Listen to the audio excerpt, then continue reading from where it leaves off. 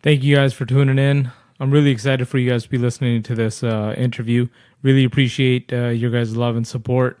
Thank you to Thugpun for doing this interview. I do have to give a little bit of a disclaimer.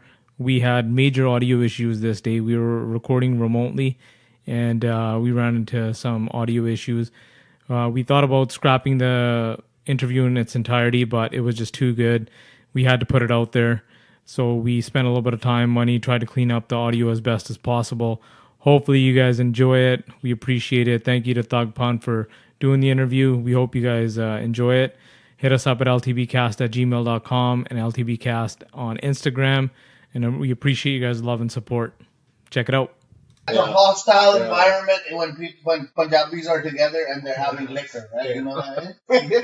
Punjabis and liquor don't mix. They don't mix. Not when they're in big packs of fucking random people and shit, man. They barely can hold a fucking reception properly, and they all know each other. Yeah. Right? They start shit kicking each other. Fuck, what's that fucking Musicala guy? The fucking he started fucking shit kicking his own wife. Yeah.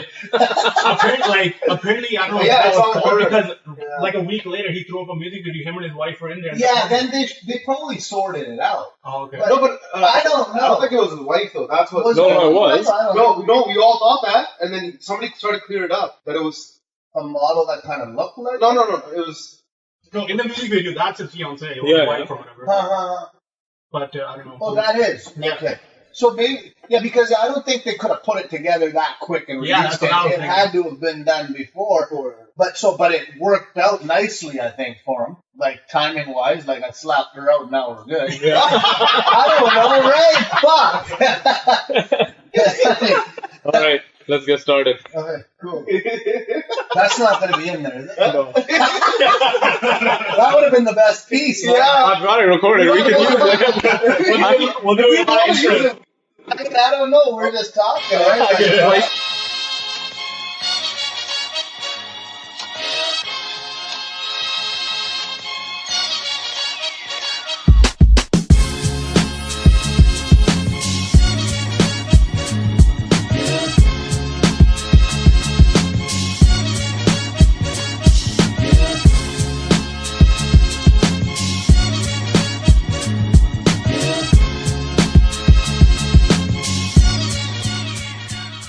Welcome everybody to the Lunchtime Banter Podcast. I am your host Jora, alongside with my hosts Kevin, Gurjot, and Preeti.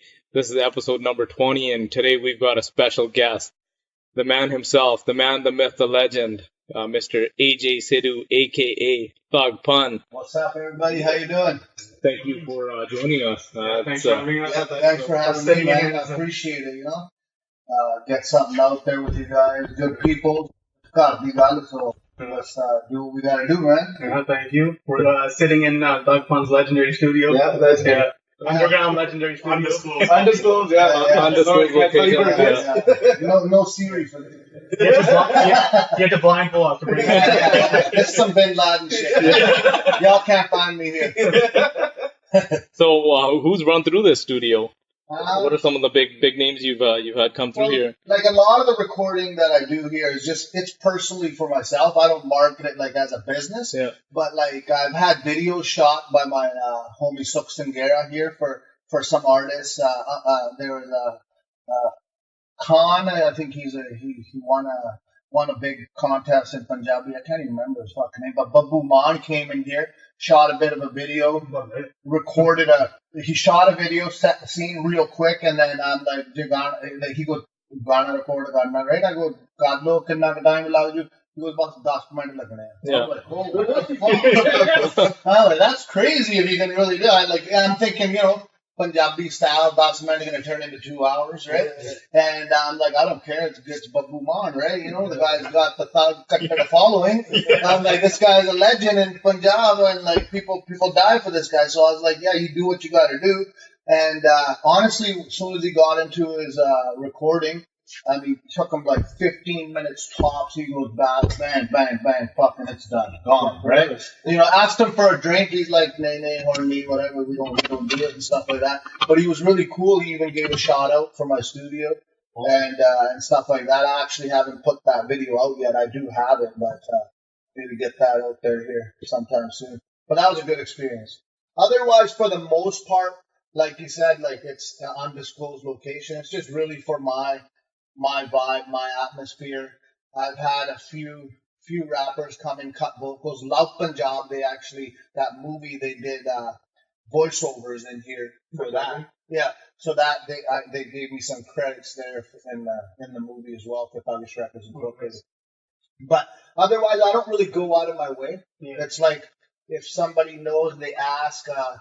For the most part, I'm pretty reasonable. But like if I'm busy, I'm busy with it. Mm-hmm. Yeah. But at one point, maybe in the near future, late, we might have somebody roll through that wants to full-time engineer for me here, and then that way I don't have to have my presence all the time. But then we could run it as a business. But for the moment, it's just yeah. So, we heard a lot about your studio and how much money you put into it, and it's one of the best things.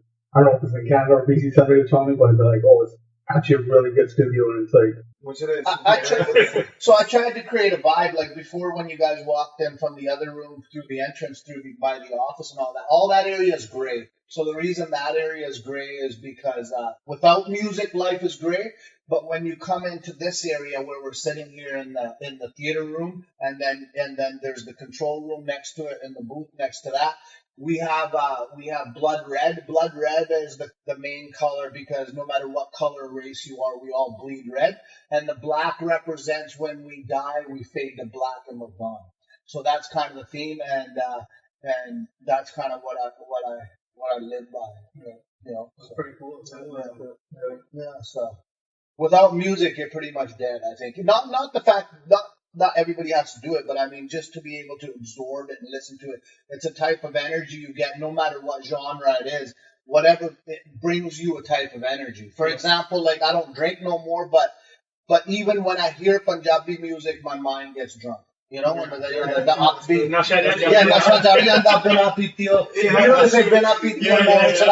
Right? So it's just fuck, I could be at a reception sober and I hear that right boom beat kicking in, fuck, I'm on the dance floor there's no tomorrow, right? So where did your passion for music start? How old were you? Music, ever since I was a little kid, dad's listening to Kila, Gurdas Man, things like that. I remember back in the day, Gurdas Man came to Mission, just into a little hall, probably about 50 to 75 people. And my dad took me to see the show, and I was probably maybe 5, 6 years old. But just that experience was crazy. And then as I got into my young, 12, 13 teen years, Tupac took over. And it was just not even for his gangster shit. It was more for songs like Dear Mama. I was like, you know what? All these niggas out there, they're rapping about this and this and that. And this guy's rapping about some real shit. He's rapping about his mom, affectionate about that. Then he's got a song like Keep Your Head Up. And you're he's talking to ladies that are giving babies and single mothers and encouraging them to keep their head high. And I just became die hard on that. And I was and then, I followed him through all the G shit and all that. And through my toughest times, some of his lyrics have gotten through me like maybe somebody could hear lyrics from the Granth Sahib and it can heal their mind, but I could hear lyrics from Tupac, it could heal my mind, right? Yeah. It was more relatable for me than to understand the Dungi Punjabi that was being read, for example, when I was coming up, going to Punjabi school and these type of things, right? So Tupac meant a lot. I love listening to Gurdas Man. I can listen to him solo. I can listen to Tupac solo. Those are probably two most inspiring. What really inspires me of Gurdas Man is the fact that he's probably now 70 plus years old, still performing at a high level. Gives me so much hope that I got many decades left in this game. I ain't going nowhere as long as I've got reasonable health. I'm gonna keep rolling with it, right? I got a die-hard passion for it. Never started this shit for the money. Yeah. It was I'm gonna record something. I'm going to bump it in my fucking ride, and I'm going to give it to my homies and a few of my cousins and shit. And, if they appreciate it, I succeeded. That was it. And then whatever else came after that was like gravy. Yeah. So would you consider rapping and full-time career, or do you do something on the side as well? No. Music is I'm fully indulged in it. If I'm not if I'm not rapping, if I'm not like doing a show or something, I'm writing. If I'm not writing, I'm in recording. If I'm not doing that, I'm rehearsing. I'm always messing with something to do with music. Like I said, I bleed this shit, man. Like I'd rather be dead than not do that. This is up to par with family and family and my health and just like, and even like having like financial security. All those things are all at par. Without any one of those things, like life is a heavy decline. Right? Yeah. That's super important for you. Very. Like I said, I take a bullet for it. So how did you come up with the name Thugpun? Thugpun is like kind of like the way I was raised. Like my dad, he's done time for murder. He killed somebody for like our family kind of was being bugged. I don't want to get into too many details, but something did happen. But he spent about 6 years behind bars, and he's like really a godly type of like a G, like hard raised, listen to me, like I know what's up, like even don't marry out of the culture, really strict, but OG big time. Like like I've never feared a human being, and I don't fear human beings, but like growing up, that's the one human I fucking fear. You know what I mean? And it was like 10 years old, he's got a fucking gat with a 350 bullets, and that's what he showed me on my birthday. You know what I mean? On my fucking 19th birthday, he's sitting up in the office because we own a travel agency. So he's sitting in the office, and I'm almost home. We live about like 7-8 minutes from here, and I'm almost home, and I get his call. He's like, "Hune aaja office te aithe bande aaye ho apne acho de na mere te kera paaya." Right? And I'm like, "Oh fuck, I busted a Yui," and I'm thinking, "Fuck, what weapons do I got?" Right? And I'm like, "I don't got nothing," so I take off my belt. That's all I got. I'm fucking ready to whip someone, right? Well, my dad, right? I died for him. Yeah. So it took me fucking 2.5-3 minutes. I ripped in the parking lot. I open the door, and I see one of my uncles standing outside in the office door, and the fucking curtains are shut. It's all closed with the lights on. And I go, "Where the fuck's my dad?" He's like, "Oh, he's in the office," and he gets in my way. And I'm like, "Oh, okay." And I'll go to him, and he's trying to stop me. I grabbed him, I fucking chucked him over the table. I open the door, and my dad's sitting there by himself, and he pulls out a $100 bill. He's like, "Hey, son, I'm just fucking testing you. Happy birthday." Right? Wow. Achievement unlocked. You know what I mean? Yeah. That's like, wild. Next level. Yeah. You made it to the next level. Yeah. Oh, shit. Wow. He's like, "You're still solid." You know? Yeah. So I don't know. I looked at it, and then like growing up with other homies and friends, and like their stories about their dads, it never matched even close to fucking the way I was being raised. Yeah. So I was like, I'm a little bit more thug than any one of you guys. So the name Thugpun is like, all right, and then like even the homies, they'd be calling me Thuggy Thug, right? And I'm like, Thug, I'm Thug. Tupac says Thug nigga.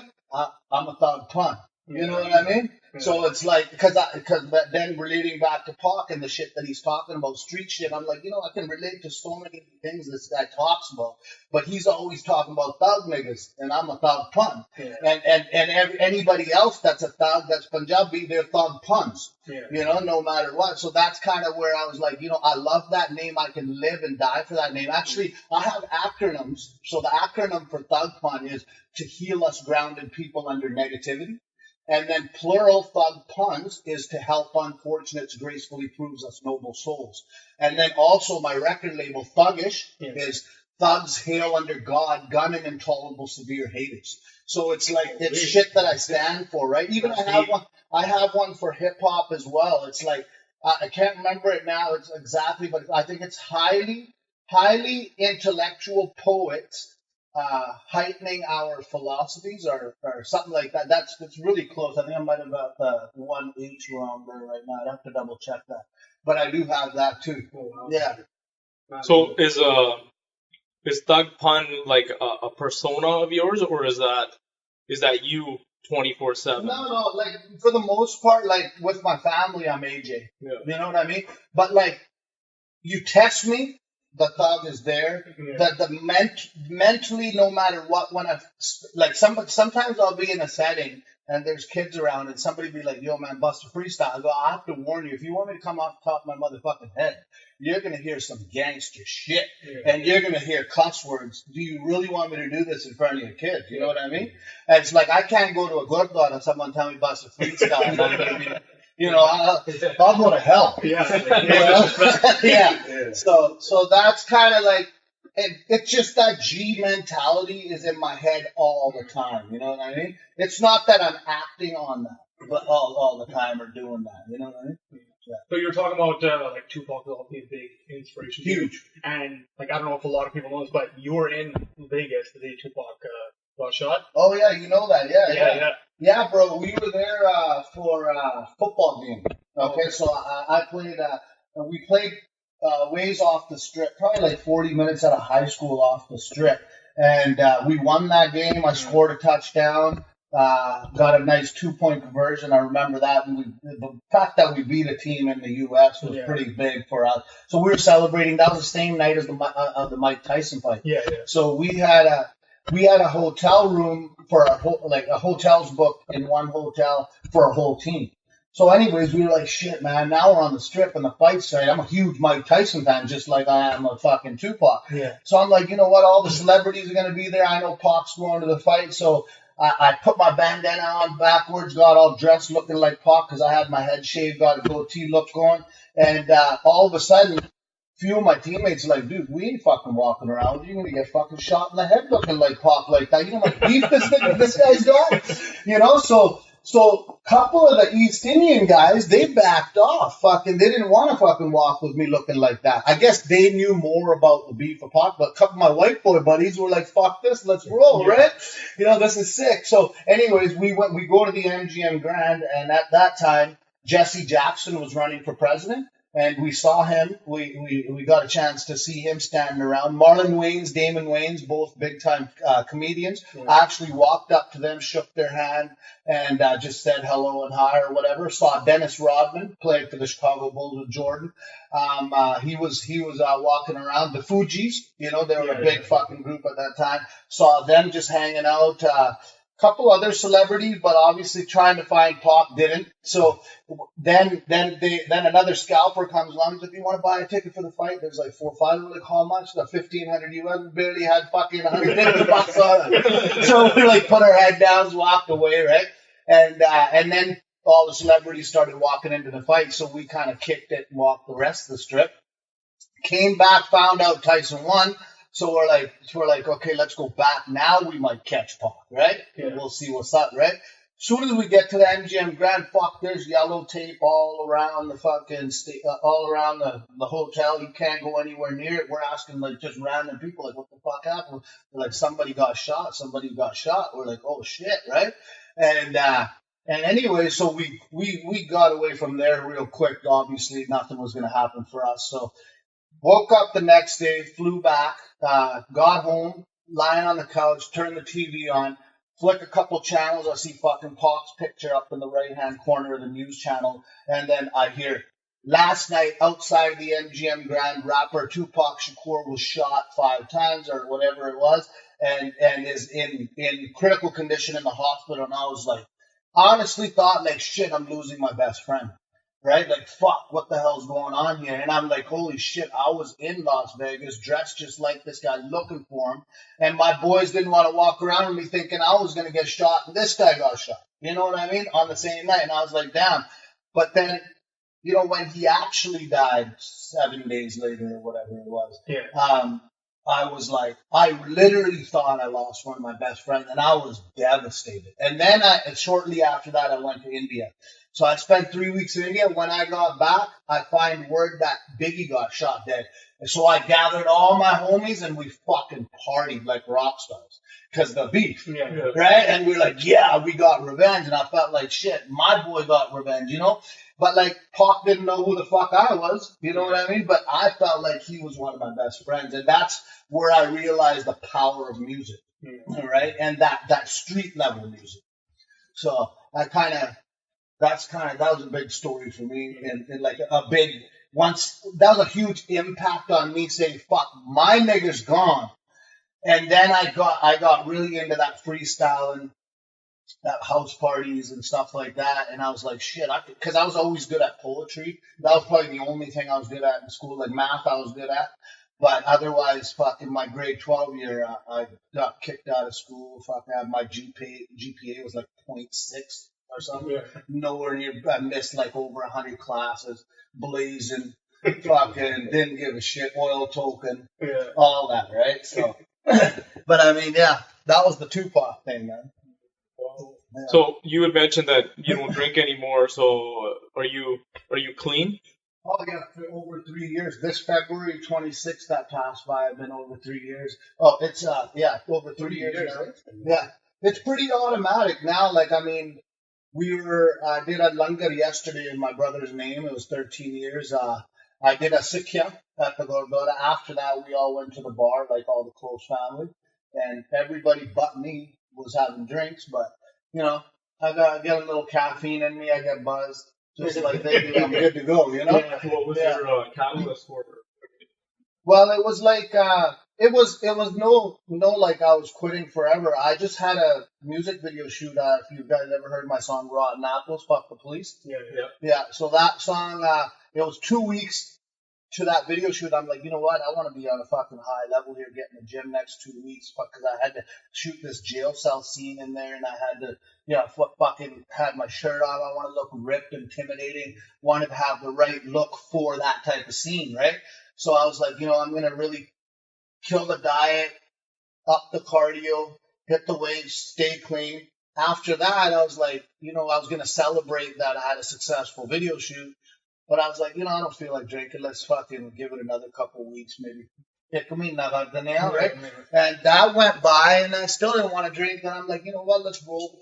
6 months rolled by, because that's the longest I had done before that. And when 6 months rolled by, fuck, man, I picked up a ball. I was itching, dying, and some next level shit. Right?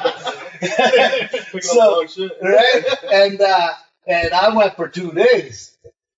So, but then this time 6 months went by, and I was like, I don't really got the urge. A year went by, and I'm like, fuck, I'm like so over this shit. Because anytime even my mind contemplates it now, it takes me about 2-3 maybe minutes, and I'm contemplating all the negative effects that it's going to do when I'm strength training in the gym, and how I'm going to be shaky for the week. I'm going to go up this high for that one night, and maybe 2 nights, the way I party, and fucking all of a sudden I'm going to be dug down under the grave, and then slowly climbing back for 2 weeks, and then feeling level again. You know what I mean? Mm-hmm. So I did that happen many times, and I was just more and more is happening. I was getting sick and sick of it. I just hated it because the music side was getting busy, and I'm like, I want to maximize my time in this game, because I'm getting a real soldier of a following. And it's starting to happen worldwide, right? And it's very underground. It's really real. It's really loyal. So I'm like, you know what? For that loyalty that's coming back to me, I'm going to give them the most amount of loyalty that I can possibly give. And that's sobriety, and that's a healthy mind, and that's proper poetry and writing and those type of things, right? So that was one. And then it just, when you have something like that to live for, like, You've been doing music all your life. Music is your passion, but then you have people who start to believe in you. Then you just thank God for that, and then you just start to feel like you want to give them your fucking most optimal level you can possibly give them. Back. So that's kind of like it became easy when I started to get the appreciation that I felt like I deserved, whereas because at the beginning it was just all hate, but I didn't give a fuck. Yeah. I was going to do it like till I'm old with a fucking cane and a wheelchair. I'll bust a freestyle. Don't matter to me, because I believe this shit, right? But then just to see the soldiers and the loyalty outweigh the fucking hate, I was just like, thank you, God. Now this shit, trying to stay away from the poisons is easy. Yeah. So when you say clean, is that like from all like alcohol, weed, drugs, roids, everything? Absolutely nothing. Yeah. Oh no roids. Yeah. Because you're looking pretty jacked. Yeah. Well, I feel good, but like I eat right. I mean, I've actually dropped 10 pounds, but it's just more cuts have come out, so I look a bit bigger. Yeah. But But yeah, man, like it's all just fucking training hard, strength training. And the fact that this 3 years of no drinking, no partying, it's next level, man. Like I can only sleep like 6, 7 hours before I'm just bounced up, fucking let's go, whatever, let's get this done, right? Then I'm training 2, 3 hours, right? That's cardio and strength training. And I feel phenomenal, man. It's strength training is a form of meditation, right? Yeah. So when you let's say if you go into a heavy hack squat, immediately once you've exerted yourself in that heavy hack squat and you come off that set, for that 30 to 40 seconds after that, what you're recovering, you're kind of in a state of meditation, a very powerful state of meditation. Mm-hmm. The most powerful state of meditation is freestyle dance. So when you've like kind of conquered like, oh, who's watching me, whatever, and start to feel comfortable on a dance floor, and you're just being yourself and letting yourself flow with dance, that's the highest form of meditation there possibly is. Have you ever noticed you go to a reception party and then you danced your ass off all night, and then the next day you're just so happy and everything's all good, and you might want to fucking start dancing again? Yeah. You know? I know. After like wedding, like you miss it. You're just like, man, I don't want this to end. That was awesome. Yeah. Especially after like dancing at a reception, you had such a great time. That's because you were in the highest form of meditation that's possible to achieve, right? Another one is if you jumped in fucking cold water and you're just like, whoa, shit, that's fucking cold. And then your body gets past that point, then you're in a very high state of meditation as well. Unless you're like me, my knees hurt for weeks on end after a reception party. Exactly, yeah. During that time, I don't drink, so during that time I am numb and I'll get through it. But right after that, I feel the pain. Yeah. Get some ice on that shit, right? So one of the questions I have for you is you mentioned you have this following in the soldiers, but how do you deal with the haters? The haters, they just fuel you, really. I mean, I don't pay them too much mind because when I used to go to the clubs, okay, I would roll up in there, honestly, wearing cargo pants, just 4 CD on here, 4 CDs there, 2 in the left back, 2 in the right back. So now how many do I got? I got 12 fucking albums on me. Walk into a club like fucking Cheers, having drinks, busting free. I'd approach groups like you guys. There's 4 of you. I'd come up to you guys, hey man, how y'all doing? You know, introduce myself. I'm a rapper. I go by the name of Thugpun. You guys listen to rap music, blah blah blah. Most likely, you're gonna say, yeah, you're brown, right?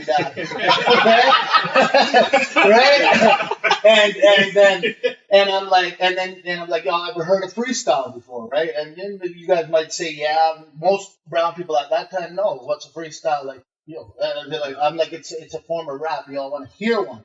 And I'm like, give me a couple of things, you want me to rap about, and then they'd shoot out some topics, and I'll fucking just nail it for a minute or two, and be like, shit, man, that's pretty sick, right? I'm like, yeah, if you thought that was sick, man, I got this album here. I actually wrote this. It's not a freestyle, and it's a full-blown produced album with the Jimi Hendrix family. At that time, there was an album called Upstairs Sun, so I produced it with the Hendrix family. Classic. Yeah, so I would sell probably like that. I would sell 15, 20 albums a night, anywhere from $5 to $20. The odd time, like I'd bump into a real hardcore brother, like a black brother, who really appreciated it. They might give me $50 for it, man. Yeah. You know what I mean? And just like there was a New York guy that used to come back and forth, and I used to see him at the club scene. And when I showed him, I took him out to my truck and I showed him my song on September 11th, which is all about what happened on September 11th. He passed me a 50 for the album, just in appreciation of showing that thing love, right? So I used to make anywhere from $150 to $300 cash a night, and that was in probably of 2 to 3 hours of freestyling, and that's what I did 6 days a week. I'd take 1 day off, and then I did sponsorship work. In a year and a half, I probably made over $100,000. Anywhere from 100 to 150,000. That's fantastic. Yeah. That's like a real hustler. That's right? hustling. That's a real hustler. It's making that work. Bro, that's like That's the real what hustle. that's what Too Short used to do. You know? Yeah. Like Eazy-E used to fucking go into the hoods with a sawed off and put it to people's heads and make them. You know what I mean? Right? But I mean, yeah, like fuck. I wasn't gonna try to do that, but that happened to me. Okay, so when we were talking about haters, right? So here's the hate part. Couple of the times, like I'll tell you a story. A couple times was I'd approach because I'm drinking too, so I'd approach the same people a second time who had already said no to me. Get out of here, you know, by accident. Yeah. So one time that happened at fucking Cheers, and the guys got so fucking pissed off. They're like, "Fuck you, you little fucking punk!" And I'm by myself. There's like 4 Punjabi guys. They're all like my size, a little bit bigger, maybe even. So I'm like, like I said, I'd die for this shit, right? They're like, "Fuck you, come back to us. We already told you we didn't want your fucking bitch ass album, right?" You know, and I'm like, "Oh, really?" And you guys are okay. I put my fucking drink down. I go, "What the fuck you gonna do about it?" Right? And they backed off after because they're like, "Bam, took a love on those, fucking ready to rock for it, right?" So then there's another story where I did that again. I accidentally approached the wrong white boys now, right? And they're like, "Fuck you, man! Don't bring your fucking Hindu ass shit around us, you know, this and that." And I was like, "Fuck you too, you little bitches! I'll be right outside the fucking club right after this shit's done, right? And I'll be selling more fucking albums. What are you gonna do about it, right?" One motherfucker, honestly, outside, they saw me outside. He went straight to his trunk to pull out his chunk. Right? To grab the gat. And this fucking boy went over and he's just like, "Yo," because there's cops around the fucking corner on the other side. His boy went around and he's like, and I was like, "Fuck, go get it, motherfucker. Let me see you pull the trigger." I didn't give a shit. I'll take a bullet for it. That, nobody was going to stop my marketing. I don't give a fuck. So he's like, he's in the trunk. Trunk's open. His boy runs over there and I don't know what he was saying to him. Either he's saying don't do it or he might be, because I saw the 5-0. So maybe he knew too. I don't know what he said, but got the guy to put it away. But then again, nothing happened in the situation because I was down to die for it. Yeah. I don't really care. The couple times I got beat down by 5 people, and then like a big scene showed up, and fucking there's like a lot of fights going on, and it all stemmed from something that happened with me over being Thugpun. Right? And I took the beats and I came out without a fucking scratch. You know, thank God. Not me. I just did my self-defense and I got out of it. I lucked out. 5, 6 guys, I could have been fucking brain dead. Who knows? Or dead, right? And that happened in Langley at China Beach, but it was called something else at the time. And then even same thing happened fucking downtown in behind Granville after I got out of the club. It was the same thing, like Thugpun, fuck, take care, blah, blah, blah. I was like, fuck this and that. Like, and I'm by myself. At that time I was rolling with some people, but I was getting fucking tired out, so I was gonna go back to the truck and pass out. On my way back, shit happened, and I got beat down. Okay, the fight started in the parking lot in the back, behind fucking Granville. In the parking lot, they're beating on me, but I'm standing, I'm blocking. It gets into the middle of the busy street, they're still beating on me. It gets across the street, they're still beating on me. They flip me over the railing, I fall fucking like 7, 8 feet down, smack on the thing. One guy jumps on the railing, fucking wrestling style, comes down, stomps my fucking head, and then all of a sudden, there's cops show up. And they grab these guys, right? And I'm walking, and then now I know that they've backed off me, and I can hear the fucking cops. And I don't give a fuck cops showed up or not. I get up and I start walking the other way, but I'm limping because my knees a bit fucked up. And the cops like, "Yo, come over here." And I'm like, I kept walking. They're like, "No, you across the street, come over here now." And I fucking limp over, and when I get over there, it was these guys that beat you up? Was these guys there? I'm like, "Sir, I don't know who these guys are. I have no fucking idea," right? Yeah. And I'm looking the motherfuckers in the eyes, right? And they're like, "Don't tell us that bullshit. We know it was them that did this, whatever, blah, blah, blah." I'm like, "No, I don't know what you're fucking talking about. I gotta get out of here. I gotta get home." And then fucking whatever they did, they knew I was a victim. I just fucking locked off. I don't know what the fuck happened with that. But we got those bitches back after. Let's just put it out. Yeah. It can apply to the case. saw the black guy fucking downtown, and I was with 8 of my homies. And I go, hey, that guy fucking right there, chokehold. And I don't want to go further into the story, but there was big time apologies that came there. So, but God bless, you know, it happened. I'm glad I've been through all that shit, but it was maybe God wanted to see something like, man, I'm going to put you through some rough shit if you really want to do this shit. Because I never went to, this is the first interview I'm even giving of any sort. You know, I've never really sat down. I've never really cared to. I've dodged so many of them. People try to always, yo, man, I get Instagram message. We do this podcast. We do this. Can we meet up? Are you free this day? And, there's always something else that comes on. Not even really trying to dodge it, but there's always something that comes up. And I don't really go out of my way. I've even at 96.1, I know them there. I could go there and give radio interviews. And obviously the marketing, it all helps. But my mom's I was talking to her about this interview this morning. And she's like, tu karda nahi duje, you know, why not? I'm like, Mom, pata kiya? I'm like, ਜਦੋਂ ਮੈਂ ਦੂਜਿਆਂ ਨਾਲ ਬੈਠਾ ਹੁੰਦਾ ਜਿਹੜੇ TV ਤੇ ਜਾਂਦੇ ਆ ਰੇਡੀਓ ਤੇ ਜਾਂਦੇ ਆ ਉਹਦਾ ਤਾਂ ਨਾਂ ਬਣਿਆ ਹੁੰਦਾ ਰਾਈਟ ਫਿਰ ਮੈਨੂੰ ਪੁੱਛਦੇ ਆ ਰਾਈਟ ਐਂਡ ਜਦੋਂ ਮੈਂ ਕਹਿੰਦਾ ਮੈਂ ਟੀਵੀ ਰੇਡੀਓ ਤੇ ਜਾਂਦਾ ਨਹੀਂ ਪਰ ਮੇਰਾ ਨਾਂ ਉੱਪਰ ਵਾਲੇ ਨੇ ਬਣਾਤਾ somehow right I go that mom separates me from those cats and there isn't many people who do it like I did. I don't think there's one fucking Punjabi that's done it like that without any media fucking help, media support, right? I am the fucking media. I know. Right, you know? Well, the way you just said it with the guerrilla marketing, you know, you 100% built this by yourself. Yeah. From the ground up. And that's how I've always wanted to do it. Back in the day, Jazzy B even asked me to do a song, right? I know him pretty well. He's a good guy. He'll always give you good advice. He's amazing. And they wanted to form a group in England, right? And I was going to be the sole rapper. For example, some of these guys do fucking these guys. You know, they're always. I would have been the main rapper. It was going to be called Jazzy B and the Boys or whatever. But I told Jazzy myself, I'm like, Jazz, tera na ta banaya. I got nothing going at this moment, but I have this passion for rap right now. I'm just a freestyler. I haven't got an album, whatever.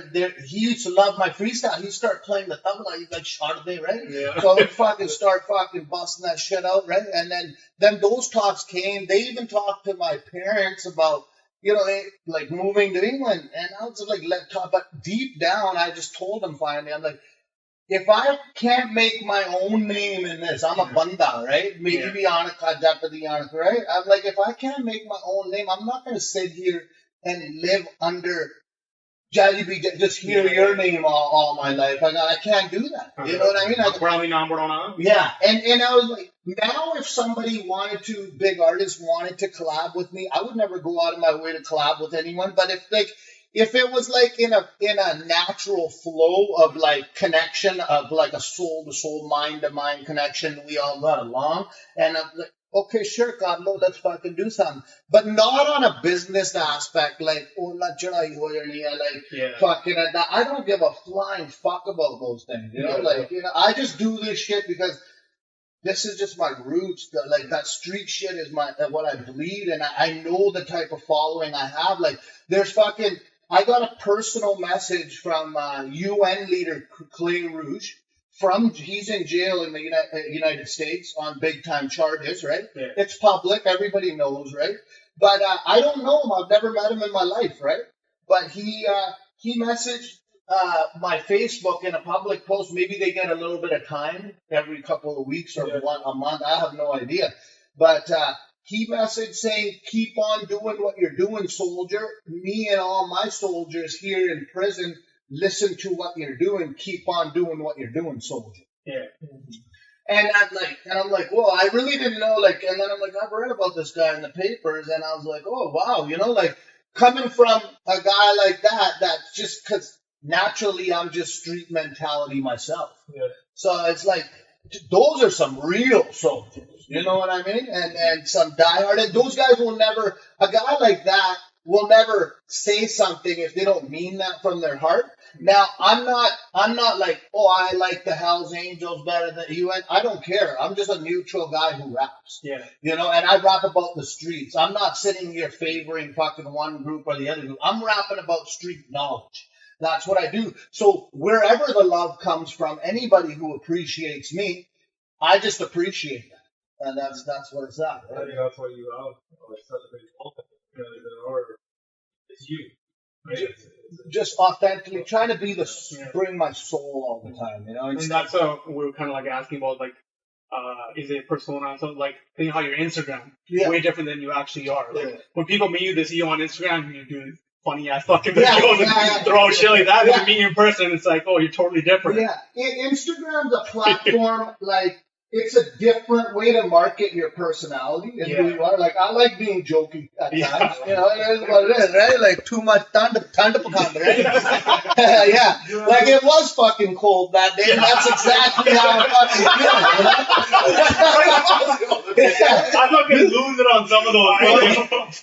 Ain't no lie, though, right? Yeah. So, I don't look at, like, like, the YouTube is for the music or whatever, and the other platforms, but that one is just like, here, I'm going to give you something, because since I got on Instagram, more people find me approachable now than before. I thought I might blast them in the fucking head or something, right? Yeah. But it's not about that. It's more about, like, the only time I'm going to turn mean is if you morally cross me. Yeah. And I think a lot of people will do that. Like somebody, let's say there's a mother, and somebody harms her little child. I wouldn't doubt her picking up the fucking gun and blasting the guy in the fucking head. Yeah. You know what I mean? Yeah. So there's morals that can turn anybody thug. You know? Yeah. So there's certain lines that I have, morals that I have. Like, you cross those motherfucking lines, you're gonna deal with the thug. Yeah. You know, no matter what. But those morals are pretty chill. Like, you would have to really fucking come at me for me to do that. But for the most part, I'll be chilling with my boys. They'll be like, holy fuck, man. We walked into the Snoop Dogg concert, and I was with 3 of my homies. And they're like, dude, we haven't even fucking walked 25 steps yet. You've taken fucking 15 pictures with you. Right? I can't go to the washroom. I walked, Snoop Dogg concert. I'm about to get to the piss stall. The guy's asking me for his help. I'm like, bro, I'll just stand outside. Not in the washroom. I go, vodka damn, right? So I got out. I think fucking he's just trying to, like, break the piss stall. And I appreciate the love. I love it. And never will I not talk to somebody who comes up to me and appreciates me. For example, the John Cena's in town at the moment, shooting a movie about the fires that go on in California. So he's the lead actor. There's another big lead actor too. I don't know him well though, but one of my friends, he's actually flies choppers to put out fires, but he's driving a trailer right now on that set of that movie. So they were hanging out and in Mission, and John Cena was there, and this guy said hi to John Cena as he walked by, and John Cena knows that this guy's involved in the movie on the set. He just kept his fucking head down and, like, kind of looked at him and, like, you know, looked at, like, you're nobody, I'm somebody, so you don't talk to me. You know what I mean? Whereas and he's describing the other actor. He goes, I was just sitting on the bench and I lit up a fucking smoke. And the other actor came, I can't even remember the name. It's like a Latino guy who's really well known.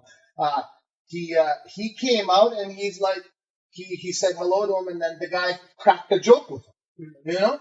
Whereas John Cena stuck up his fucking ass, but he thinks he's big, but he's only like 5'9". You know, we can't see him. All 5 of us would tower that guy. Yeah, you know. So I know. Me and Kevin. But first time we saw you were at the UFC fight, Arjun Pullers, and yeah, definitely approachable, and like Instagram made it so it's like that showed the other side of you. Yeah. So we're like, oh, we can approach this guy. We can ask him for pictures, get this guy, that's stuff what like I try to that. use Freestyle. Yeah, busting freestyle. Yeah. I appreciate that. To me, like, someone asked me to do it in the right setting, and do a little freestyle in the right setting. It's like, I'll do a little show for you for free. Yeah. Why the fuck not? Who gives a fuck? I have a passion for this shit. It's not always about fast. You know what I mean? Yeah. You know, like, fuck, God bless, there's millions of ways to make money, and, like, at this point, I'm blessed. We're standing pretty strong. Maybe one day I might not have anything, but as long as my real fans appreciate me, I'll be rich. You know, from my heart, right? So there's two types of richness, right? Like the richness of cash money can be taken away from you like overnight, you know. But the richness of your heart, if my grandpa used to say, "Paisa mere ko bahut hai." Right? And I'm like, you know, you'd be asking me like sometimes $20 to get a ball. He's like, "Paisa to bahut hai," right? He's like, "Ette pya sara." And all his life, he was just a happy guy. And he loved to play his tumbi and just have his pegs. And his way of talking to God was having 3-4 pegs in the system, then playing the tumbi, then letting the tumbi take him to heaven and reach God and talk to him and be at peace and in a permanent smile like he just fucking blazed a joint. Yeah. You know? So it's like the richness from your heart, man, it can never be taken away. Music brings me that. Family brings me that. Good friends bring me that. Right? So to have that power and to be real with people and have those soul-to-soul connections and know that they'll be there for you even if you didn't have paisa or fame, that's true richness, right? So. And you were mentioning that, well, no, you didn't mention it, but we know that your sister also raps as well. Is she still active? She raps as well. She still writes. I was actually talking to her about that a few weeks ago. She still writes, and because writing is a form of like a relief as well, and a form of like, I would say almost like it feels like meditation after you've written something and you feel like you've done something really productive, right?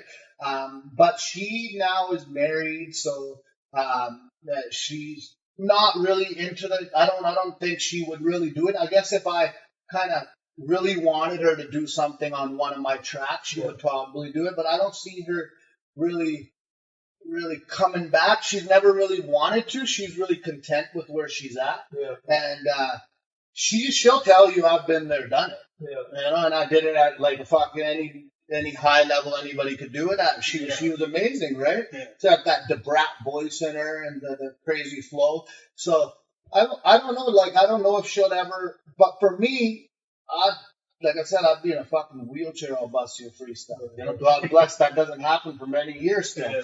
But I don't know. I just have a different drive and passion. But she feels like it's a thing of the past at this moment for her.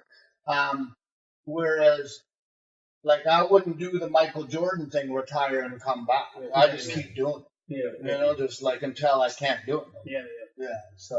Yeah, if your passion, why not keep on? And for you, it's not about the money. No. Right? It's about actually being expressive and getting your art out there. Yeah. And so you can do it forever, basically. Like, I just put that song, Depression. Yeah, like, we're listening to and I'll tell you right now, if somebody wanted me to come to a function that's like means something and is serious and wanted me to do that song, I'll come do it for free. As long as buying a ticket, getting a hotel and these type of things are not involved for me to put up, like just the cost like that. And if it's locally here, I don't mind coming out, taking 5-10 minutes and doing the performance to heal someone's mind and bring them some type of peace with a song like that. You know, maybe for the party songs, a different story. You want me to make you feel good, maybe, or whatever it is. Then it's a little bit of a different story, right? Then like I'm coming kind of to do my job and whatever it is. But if I'm going to help somebody, maybe in a crowd of like 50 people, 500 people, I come do the song Depression. I stop somebody from committing suicide. Now, I don't mind doing that for free. Yeah. You know, so that's like, it's not always about the paisa. Paisa is security, you know, it's not something really to show off. I believe it's like, it's a security, it's a backing. If you need it, it's there. It's obviously important. It's a tool it's a major tool in life that we need. Yeah, you can't you know? Yeah, like even when in my song Depression, the first concept that the Sorry Media first said was they were going to try to show me in poverty. And I'm like, you know what? We got to stay away from trying to show poverty as the depression. We already know that if you don't have money, it's a struggle. Yeah. Right? Like, it bugs me to see so many homeless on the street right now. Obviously, they're not happy all the time, but they're mainly in a state of depression. So I said, you got to show something.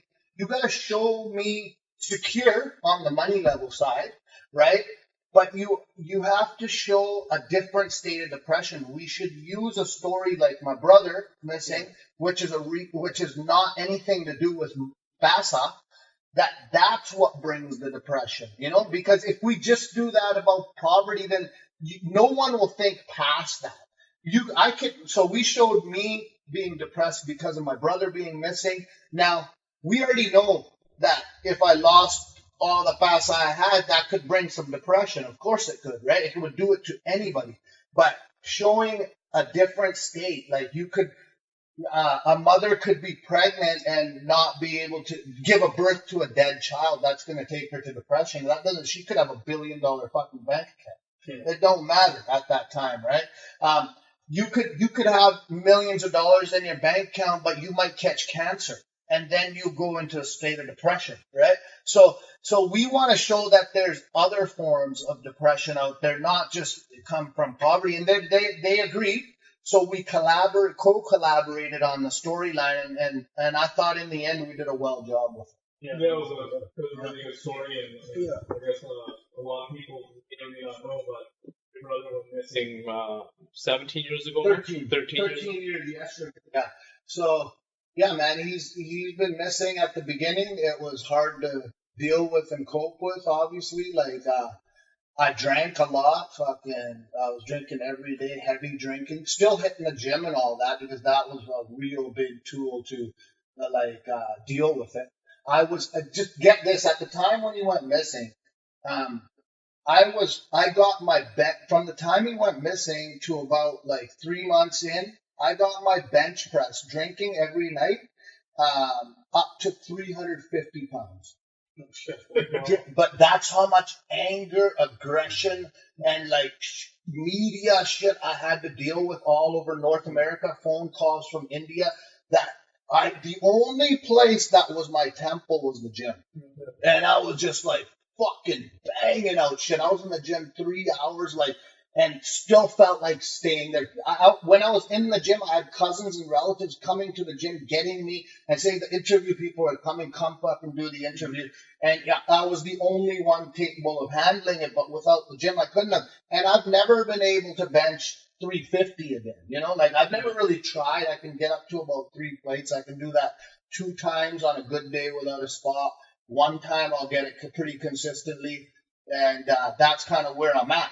But at that time, I could stack past that. And I was just I was drinking every fucking day, every fucking 7, 8 o'clock rolled around. It's the only way I could deal with trying to go to sleep. And then on the weekends, it was more, right? I actually lost my license about 6 months into my brother being missing for about 5 years. I was at fucking Cheers. I got in a little bit of a scuffle there. I drank a lot. I dropped my sister off at her place in Surrey. And she's like, "Don't go, you're fucking hammered, right? Don't leave." I had to come back. I wanted to come back to Abby, and I was leaving her place. She told me later, but at that time, she's like, "You were bouncing from left wall to right wall, left wall to right wall as you were walking out." And I was watching you walk, and I was trying not to let you leave, but I couldn't stop you.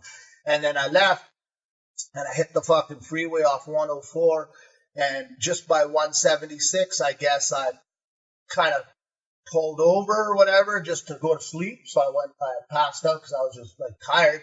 And I woke up in an ambulance. And the ambulance, they had my shirt off and hooked me up to Ivy's. I'm like, whoa, what the fuck's going on here, right? And they're like, "Calm down, sir. We're just checking your vitals. I'm like, "I'm all right. I was just taking a nap." They're like, "Yeah, but you forgot to pull over." Right? I was in the fucking slow lane. A fucking semi-truck driver drove by and reported me in as a dead body. Right? They thought that somebody was fucking maybe shot dead. I don't know, because he probably looked like, what the fuck, right? He just saw somebody laid out. And then, but my truck was in neutral, it was a standard or whatever. And I had my foot on the brake, and I was passed out. That's how I was passed out. And then when I looked back, fucking my truck was up on a fucking tow truck, and I'm like, yo, you don't got to tow my truck, right? What the fuck? I tried to get out of the ambulance, and the door was locked. They're like, "Hold on, sir. We just got to finish checking your vitals." And meanwhile, the police are on their way. They just want to speak to you, right? Fuck, they got there, put me under arrest for impaired driving, got me blew way over the limit. And got into the here's where it gets interesting. Got into the police station. They rode me back to the fucking cop shop, and they put me in the fucking room where they interview you. Two of them fucking walk in, right? And they go, okay, the recorder's on. We're just going to ask you a few questions. They're like, so what'd you do tonight? How much did you have to drink? Obviously, they're trying to get me to confess to this shit, right? I'm like, you know what? I go, it's recording, right? They're like, yeah, it's recording. I go, you can shut off the recorder, and I go, let me bust you guys a freestyle. No, I'll explain everything. Yeah, no bullshit. That's fucking awesome. And they go, what's a freestyle? Two white guys, right? And I'm like, it's just a rap off the top of my head, because now I'm feeling great because I've had this nap and I'm still fucking hammered. I'm live as fuck, bro. You know what I mean? I'm thinking about the night I was at the club and fucking all this, and I'm still in that fucking party, right? You know what I mean? You know how I say you wake up and you feel great after a fucking party night or whatever? And that's how I was feeling, right? So fucking, they're like, what's a freestyle? They're like, well, yeah, you go ahead, say whatever you want. The camera's on. So I fucking lynched them with a freestyle about how they arrested me, how they came to the fucking ambulance, what I was doing that night at the fucking club. Just went off on them. 5 minutes, man. And they're just sitting there like this the whole time I'm rapping, right? After I finished, the guy that arrested me brought me back to the cop shop. He's like, wow, dude, that was amazing, right? And he's like, you know what I do in my off time? I'm like, no, what do you do in your off time? He's like, I'm an Elvis impersonator. Here's my card. He fucking hands me a fucking like singing card and shit. You know what I mean? And it's like, usually people of your kind don't treat us that way. You know, like in a respectful way. And I'm like, well, I don't know. I'm just having a good time, sir. I'm like, yo, can I just use my cell phone to call for a ride? They're like, we don't normally let people in the booth here inside jail use their cell phone. They're like, you go ahead, though. Make a quick call, right? Fucking call somebody up for a ride, and I'm like, ride's on the way in about a half hour. They'll be here, right? They're like, oh, okay, good. You know what we're gonna do for you, Mr. Sidhu? We're gonna just type up a report that for the judge, because we do have to bring you into court. But like, we're gonna say that we're gonna request for these coming down from the criminal code, because you should be charged in the criminal code, down to the Motor Vehicle Act, and we're going to say what your behavior was. So then when I got to, anyways, then I go, okay, cool, do what you got to do, right? And and then they go, we'll actually walk you outside and let you know where you're going. The guy walks me out, and then he's talking to me about the music a little more, and then he leaves me there in my fucking ride shop bolt. Then when I got to court for that later, right? The same guys are there, and when they're presenting the evidence to the fucking judge about the report, the judge is taking a look at the thing, and he's kind of confused. Fucking goes like this. What's this about a freestyle? Swear to God. And he starts quoting like 2 or 3 of my lines from the freestyle. They're like, he's just kind of like, whatever, but like what I've been asked to do here today is to lower this charge from the criminal code down to the Motor Vehicle Act, and I'm gonna put a $600 fine that needs to be paid within 6 months, right?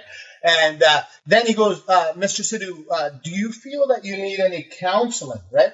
I'm like, I kind of learned my lesson. Like, I realized I could have killed somebody or killed myself, and you know, either caused grief for my family or caused grief for somebody else's family. I don't think I would ever do anything like that again, especially I don't even think I'd take a sip of a drink again and drive, and I never did after that. Yeah. And he's like, okay, fine. Here's a $600 fine, and we've dropped it to the Motor Vehicle Act. You're free to go.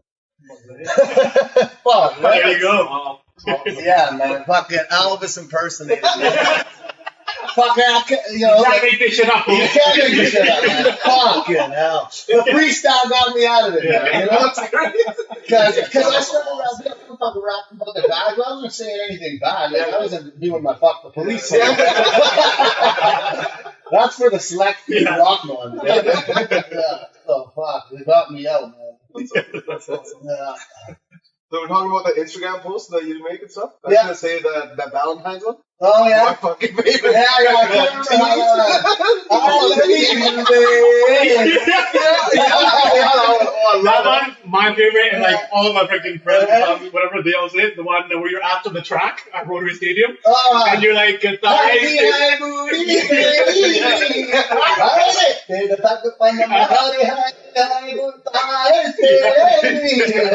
I don't know, man, because like right when you said titties, I fucking lost.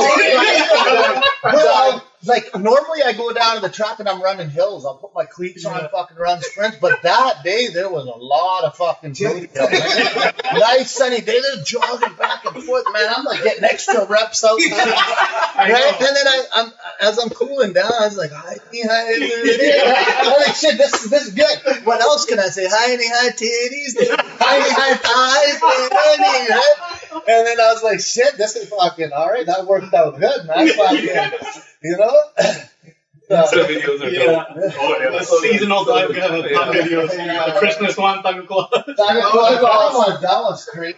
I got a lot of fucking. That thing went worldwide. I was like, fuck. Maddie! Right? Fuck.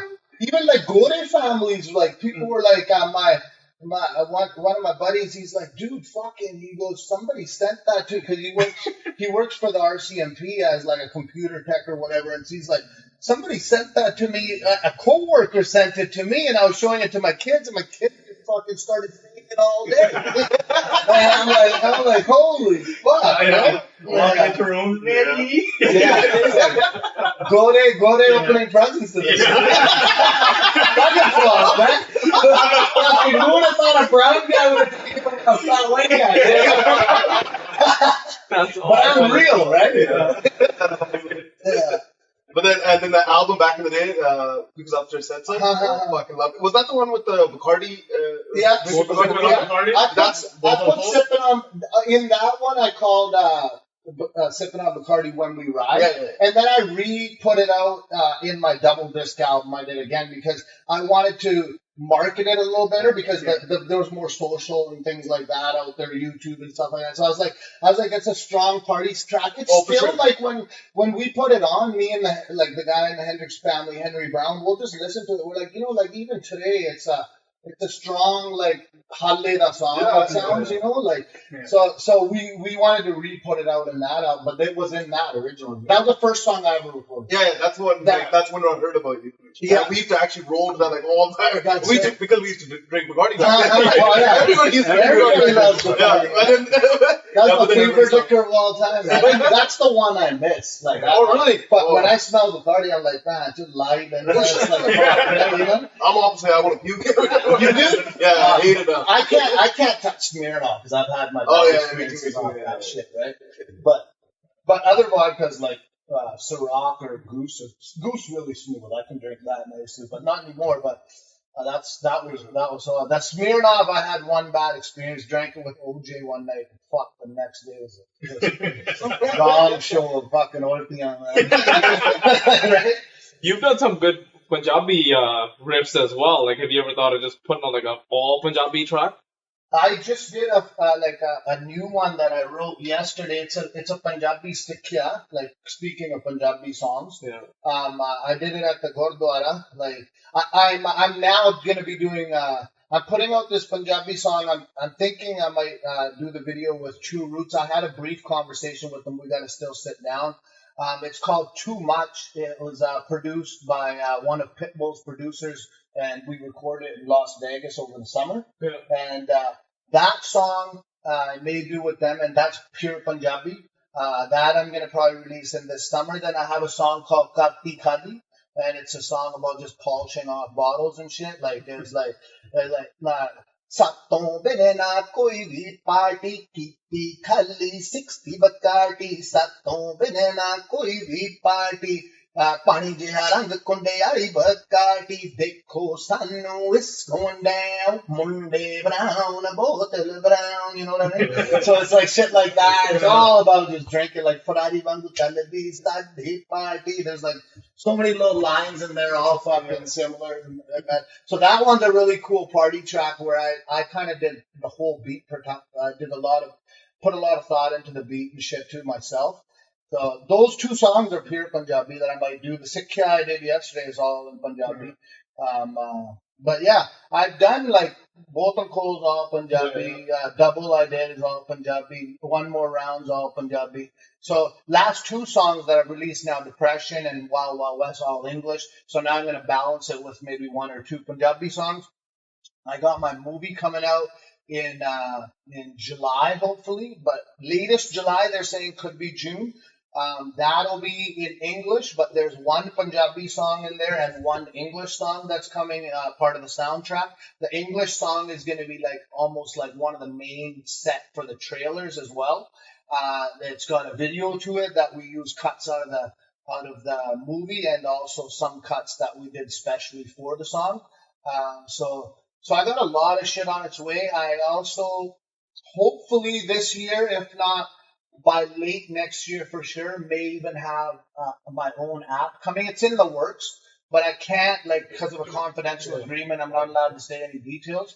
But that's a pretty big ass project too. You're looking at like fucking maybe over $250,000 project.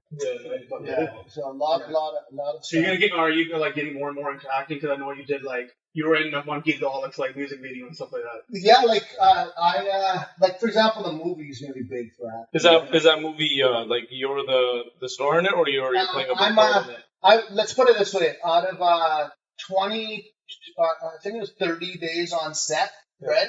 I did about 15 days, full 8 to 12-hour days. So I'm a second lead. The way I can compare my role. Okay, let's say Fast and the Furious. There's Vin Diesel. He's not the main, but who's the other white? Paul Walker. Okay, Paul Walker is the main, right? Yeah. But then there's Vin Diesel. So you could look at me like that caliber of a role, right? Not that style of a role, but that caliber. Are we allowed to know like any other famous people in this movie? There's Gulshan Grover. Oh, okay, right? Cool. So it's like he's in town. Yeah, so he's like probably the most famous. He's got like 400 or 500 movies under his belt. Right? And then so otherwise I would be probably the next famous on there. But the actors are very good though. You know, like the overall acting and production, it was edited all out in Hollywood. These guys they've done Universal Studio movie edits and stuff like that. So it's if I wanted to compare it to any movie that's Hollywood movie, it would be My Big Fat Greek Wedding, but based on kind of Browns, you know. So it's a comedy, right? Yeah. Comedy, love story, these type of things going on in there. Can you get to see some of your comedy? Cause you're I'll get in there. I say the most Punjabi lines. My Punjabi lines there's some good kickers in there. It's like there's once we're just sitting around a table, right, and fucking we're just cracking jokes, and like an outsider that we don't really know, but one of the girls knows, like he just comes and randomly sits down. I guess we don't know he's invited, and like I'm here and I'm turning this way, but he comes sits down to the left of me, and I'm like, like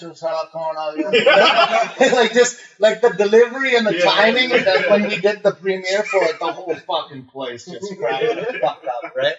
And then on set when I was allowed to free flow Punjabi when I felt like I needed to do it. Like, so they didn't write everything for you. All my shit was written for me. Yeah. But I was allowed creative control as long as I was delivering the same message. Okay. And I was the only one allowed to do that on set. I think even Gulshan Grover had to say line by line, right? Yeah. So they allowed me to have full creative control over wardrobe and over the way I wanted to deliver my lines. So none of my lines were Punjabi. None of them. I just forced them to be Punjabi in those situations. Then another guy at a house party scene tried to do that too, and the fucking director told him to just shut the fuck up. He goes, just shut the fuck up, speak English, and Punjabi bolni honi. The guy put his head down and delivered his line. He's like, Thug, you just do that again. to be you in the movie. Well, I play a up and coming rapper / playboy in there, so I did get to fucking kind of play my role, right? You know, in your own style and everything. A young Thugpun. I literally got to play Thugpun, but I had a different name. Yeah. You know what I mean? Like, and that was cool because I had an option of picking 3 different characters. Okay, so I picked the one with the most significant role. And one I was like, there's a psychotic gangster in there. I didn't want to play that role because I already rap a lot about the streets. I wanted to stay away from that element. I had more of like, I picked the more comedic and the funner role, and I wanted to play that. And that actually made the time and my first experience on a movie fucking really fun, right? Yeah. So that was kind of cool. And the role that I got was actually written for Just Rain. Right. Okay. So I went and sat down with the director, and he told me that, and I kind of convinced him that, like, fuck, man, you got this weird looking guy that you're gonna be fucking setting as a playboy / up and coming rapper in your movie, right? How the fuck could you choose that guy over a guy who is a fucking playboy, up and come, like has gone through that? I'm gonna kill this fucking role. He's my brother, right? The director now. He's like one of my best buddies, an older brother. Fucking love him to death. But at that time, we were just getting to know each other. So yeah, we had a few drinks, and about 1 hour, he's like, "Okay, the role's fucking yours, man. You got it." You know, bought him a little bit of food. We chilled. After that, we've been really tight, right? So, I mean, Just Rain probably would have done a good job too. I don't know him, or anything, and all the power to him. He's funny. He does his shit. He's got his following, but I'm gonna do whatever the fuck I can to get my part in, right? No matter what. It's like, you know. But I'm glad I did it, and we watched the premiere of it. It was like a packed theater with about 200 people, so it's not a huge theater, but it got genuine laughs. Like, and everybody, and even the directors, when he did a write up on it. He's also like a reporter, so he's really good at doing write ups and shit. He put one paragraph out where he thanked me and told me I stole the show in that movie and I was the best.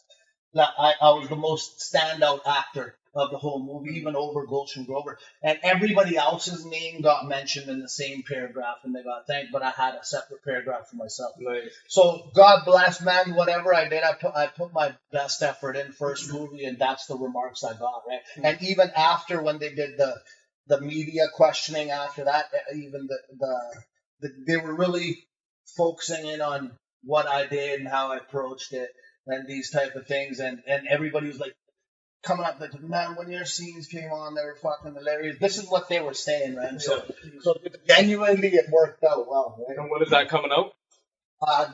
They were saying June or July. They were going to put it out earlier, but the fact that it's dubbed in Punjabi as well. Originally, we did it in English, so that'll be released here. And in Punjabi dubbing, it'll be released here. Punjab, it'll be released in the Punjabi dubbing. And in Hindi, they're going to release that in Mumbai. So they didn't do it earlier because there were some elections going on in India. Yeah. So they wanted those to finish up and then put it out. They didn't want to like put it out thereafter, put it out here, just all in one release. Do we get to know what it's called? Fusion Generation. The Fusion Generation. So so like it's comparable. Only movie I can compare it anyway to is that Big Fat Greek Wedding. Where is it set? Huh? Where is it set? It's a little bit about India, kind of like real quick and brief, but mainly here in BC, right out here. Sukh Sangera was the line producer, so he's one of obviously the best directors around. He was in charge of all locations. He did a great job, so made it look richer than anybody else could have made it look, right? So hopefully it's a good launching pad for you to continue on with other roles. Yeah, I mean, my dream is to do a gangster movie. So I've already, the same director sent me a script already about a gangster movie. It's kind of like based just before Bindi Johal's time and then into his time, just after his time. So they've got like Chinese mafia incorporated in there with the Punjabi gangsters, Hell's Angels in there, like corrupt officials and like maybe some corrupt police, and just a storyline going. I've read about half of the script so far, and I don't know when that'll ever come into production or if it even will. But I would love to play the lead gangster role in there because I think I could fucking. You know? Yeah, I don't think they've made a good movie on the Indo-Canadian gang violence yet. You know, I think there's been some attempts, Yeah. but Like, what was that? Beepa Bebop Boys. I think Bebop Boys could have been good, but they ruined it. The problem with that, I heard, was they just showed like the lavish style of it. Whereas what I like about this script is like, because I even the first script, The Fusion Generation, I was the only actor that came that had read the whole script and knew everybody's roles. And all the actors like, how the fuck do you know what I'm supposed to be doing? Because I read the motherfucking script. Right? And they've only, like, a lot of these actors, what I found is they come in only rehearsing. They've highlighted their areas, and that's all they fucking know. They don't know shit. They don't know the ending, climax, finish. They know nothing, right? So here, when I'm reading the script on this gangster film written by R. Paul Dillon, who I believe he's quite talented writer, he's got all that shit detailed out, and like the in-depth, like the straight drug dealings, the killings, the fucking details of the way things are packaged, like the details of like murder and like things that are going down. It's if it's produced with a right amount of money and the right type of camera angles and done properly, it could be a fucking smash type of gangster film. It has the potential of that. That's why because of how well it's written, from only reading half the script, not even knowing how it ends yet, I see a lot of potential in it. Yeah, I think they're relevant on how tragic it can be. Right? Yeah. And to a certain extent, I guess you guys have suffered through that. Yeah. Right? With your brother. See, my brother though, he wasn't into anything. He was not like a gang member known to the police or anything in any way. But like, I've had friends who have died and gone that were involved in shit like that. Probably that's the reason why they were shot dead. Right? Whereas my brother, there's no evidence of what's happened to him. Why it happened. It was probably over some other type of beef. It's got to be over something. Well, that's what I mean. It's not necessarily him being in it, but people who are in it may have targeted him, right? Yeah. And so that for sure. The knock-on effect on how it 100%. impacts, right? Yeah, sucked in type of thing, or like guilt by association. Or whatever it is. Families suffer, right? like gang members, they'll eliminate each other, but it's like the mothers and the fathers, the sisters, the brothers, the fucking cousins, man. They go through hell, fucking 100%. All their lives. They're gonna. It's gonna be a tragic memory, and at times it's gonna get the best of you. Right? You know what I mean? Yeah. But it also, the only way to deal with things like that is like, take anything positive out of it. If it makes you a bit stronger, take that as a positive. If it makes you closer with another family member, take that as a positive. If it sparks a real conversation between you and a stranger, take that as a positive. I mean, because without that situation, those positive things would have never happened. You gotta learn in life to always take the positives out of any motherfucking negative that happens. Because if you don't do that, you'll bury yourself. You know what I mean? So anything, right? Even sport, like you say, you're a wrestler. Fuck, if you take a loss, you probably think like, what can I do better next time, right? Like, how am I going to get this motherfucker next time or not fail or lose on that move or whatever it is? It ain't going to ever happen to me again. Like, for example, Arjun lost by that arm weird bar that he got.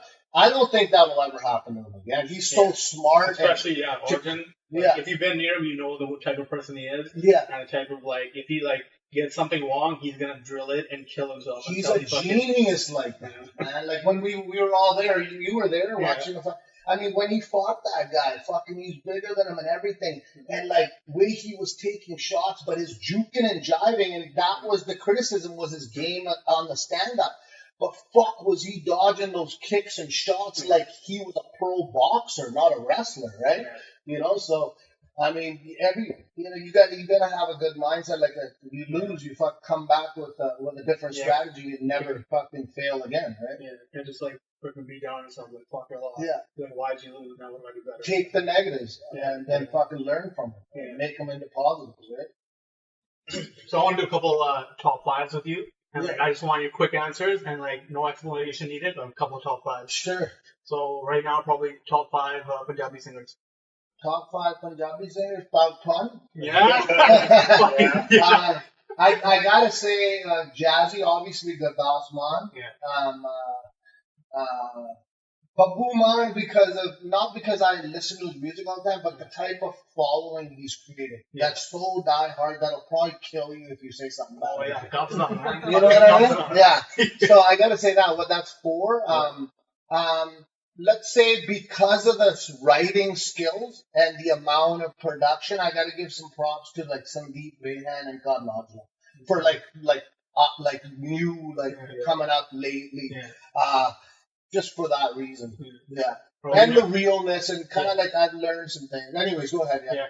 Are you a fan of Moosawala? Like, he's trying to do this whole Punjabi rap thing now. Is he? Oh. I don't know. Yeah. Is he really? Well, I think that's kind of his He premise. thinks he's like the Tupac. He's the Tupac in this I'm the country. Tupac. Yeah, he can't. Original. I'll tell you, you should do most of that. You can't fucking touch. That's not like I'm trying to create beef with him. That's just me confidently saying, like, if you want to compare anybody to Pac that's brown, I'm sorry, you ain't touching me. I'm a street motherfucker. That's what I am, and that's what Pac was, and that's where we get it from. You don't come. I don't even need to come on TV and fucking the streets will tell you. Yeah.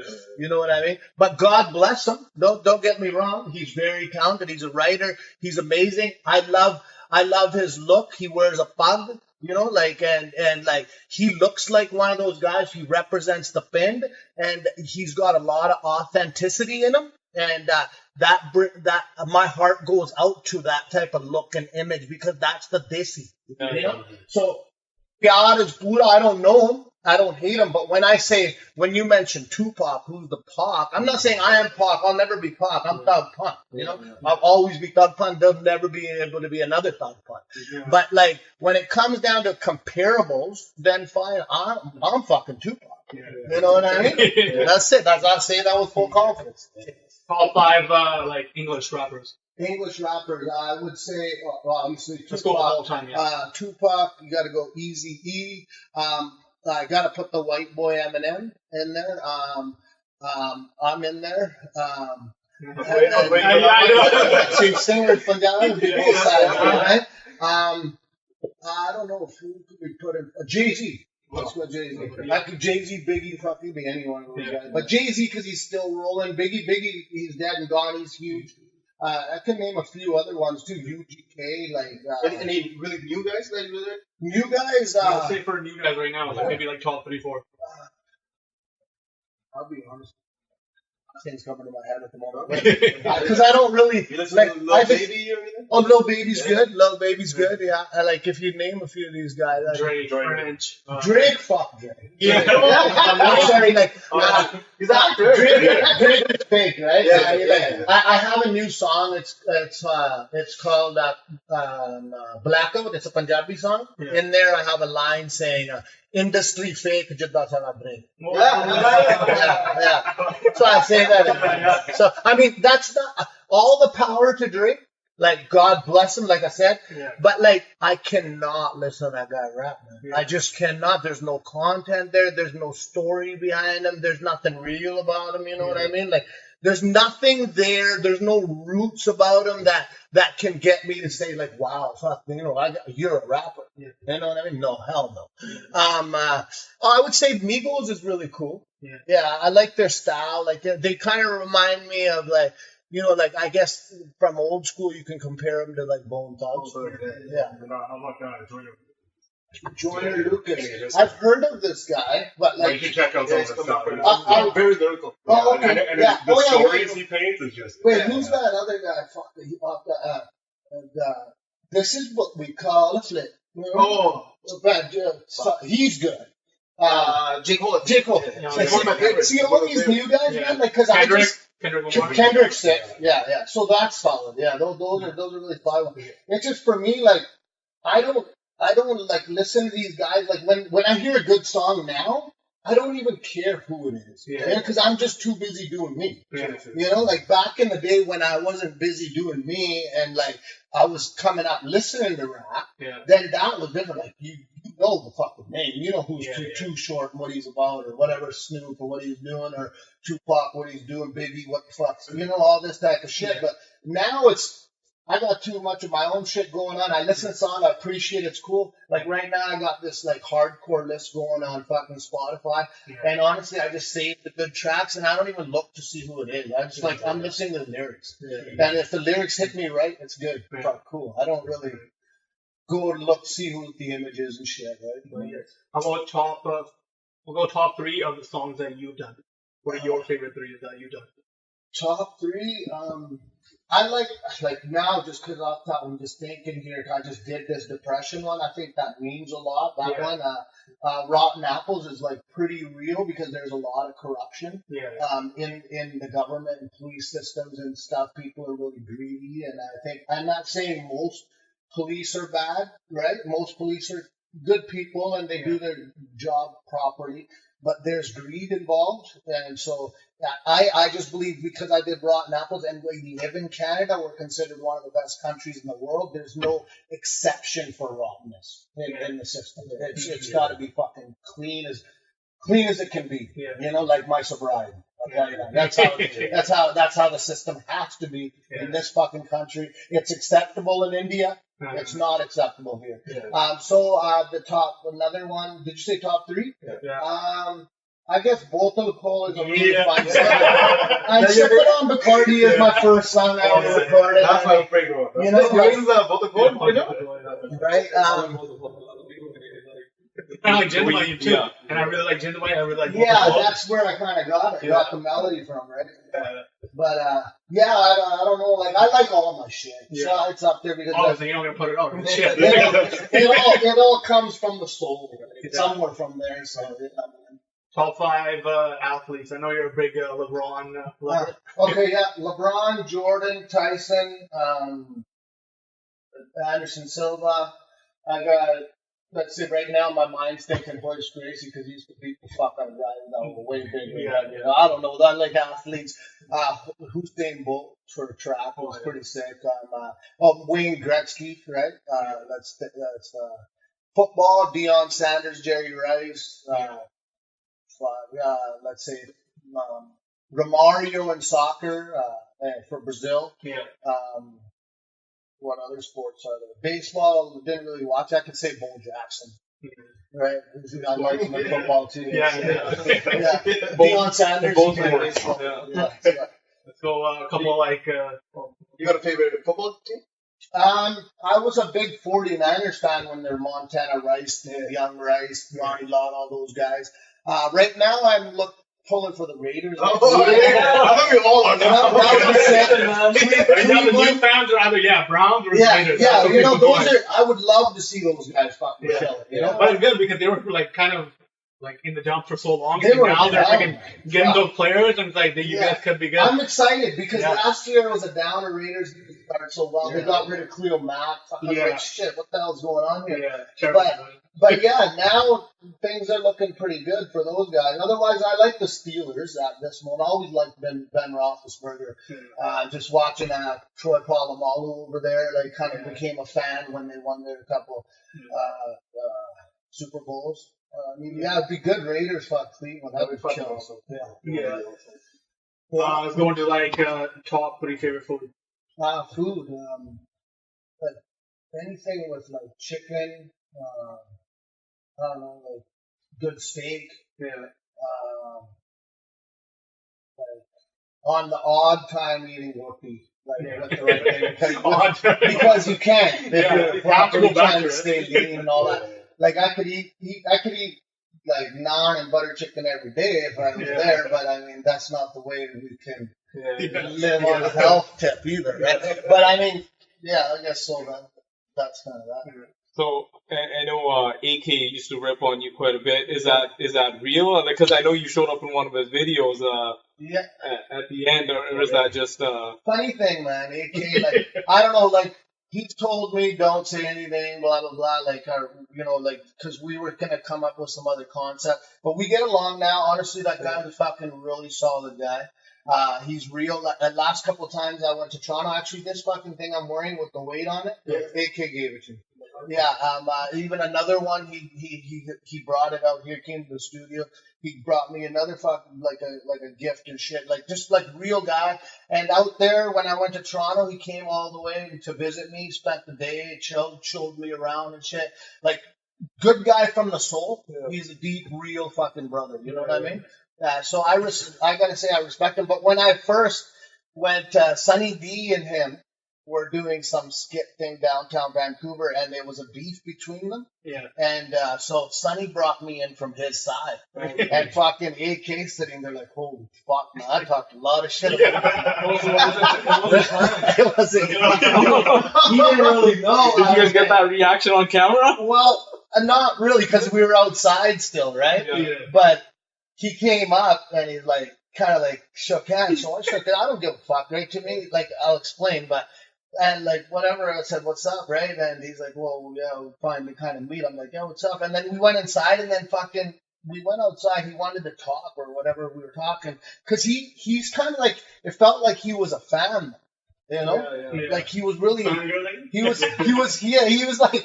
He was really intrigued by like what what I'm about and shit. So, and then he's like, "What did you used to?" We're sitting in my truck. He's like, "What did you used to tell people, man? When I used to fucking just blast on you, make fun of you and shit." Right?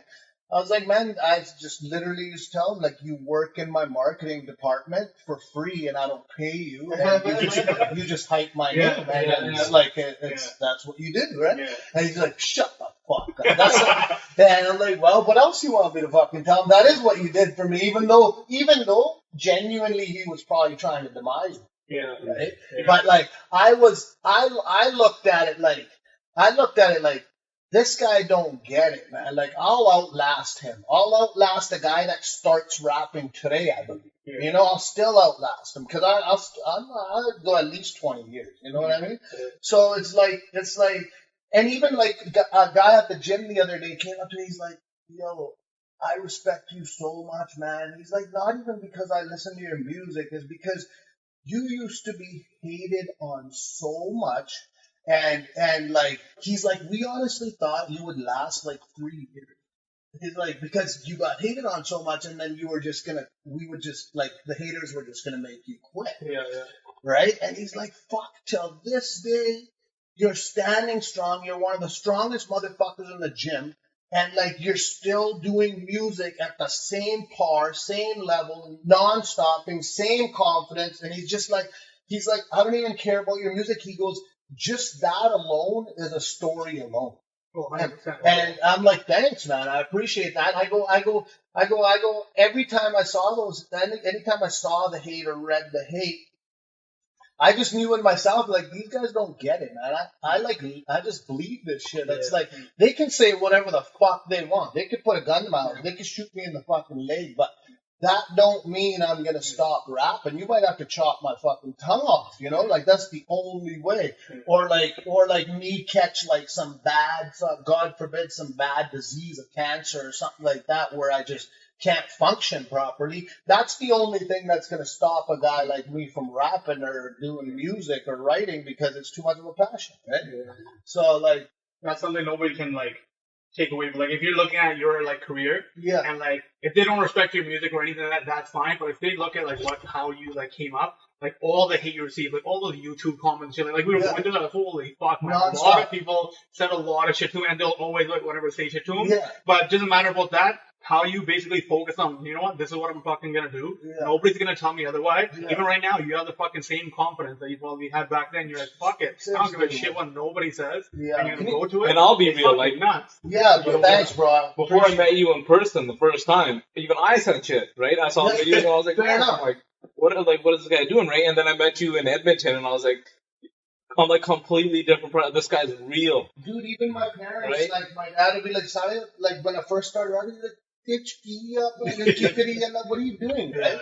And now the last time he came back from India, he didn't say hi, nothing. He stuck out his hand. He's like, "Man, so tanu ta India sare jaande." He goes, "20-25 college wale student mere ghare aake sade ghare aake gaya menu milte karke main tera dad aa."